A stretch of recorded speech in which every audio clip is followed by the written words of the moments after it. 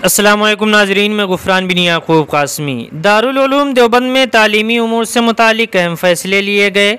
दारुल उलूम देवबंद की मजलिस आमिला का 2 नशिस्तों पर मुश्तमिल एक रोज़ा इजलास इदारा की तामीर और तरक्की के अहम फैसलों के साथ इख्तिताम पजीर हो गया।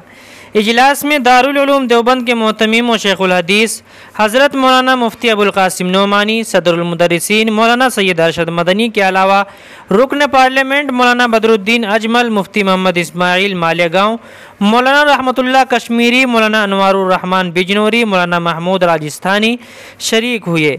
जबकि मजलिस आमिला के रुकन मौलाना मलिक मोहम्मद इब्राहिम किसी उज़्र की वजह से शरीक इजलास न हो सके। जबकि आमिला के एक अहम रुकन मौलाना अब्दुल अलीम फारूकी लखनऊ का गुज़िश्ता माह अलालत के बायस इंतकाल हो गया था। इजलास में सबसे पहले ताज़ियती करारदाद मंजूर की गई और हज़रत मौलाना अब्दुल अलीम फारूकी और नाज़िम मुहासिबी नैयर उस्मानी और दीगर शख्सियात के इंतकाल पर रंजो गम के इजहार के साथ उनकी अरवाह के लिए इसाले सवाब किया गया और उनके लिए दुआए मगफिरत की गई। मजलिस आमिला के इजलास में हस्ब मामूल इजलास मजलिस शूरा मुनाकिदा माह शाबान 1445 हिजरी की कार्रवाई की खानदगी अमल में आई और खानदगी के दौरान ज़ेर गौर मसाइल पर गौर किया गया। इजलास में मजलिस तालीमी की रिपोर्ट पेश की गई और तालीम से मुताल्लिक उमूर पर अहम फैसले लिए गए। इसके अलावा दीगर शोबों के नुज़मा ने भी अपनी रिपोर्टें पेश की।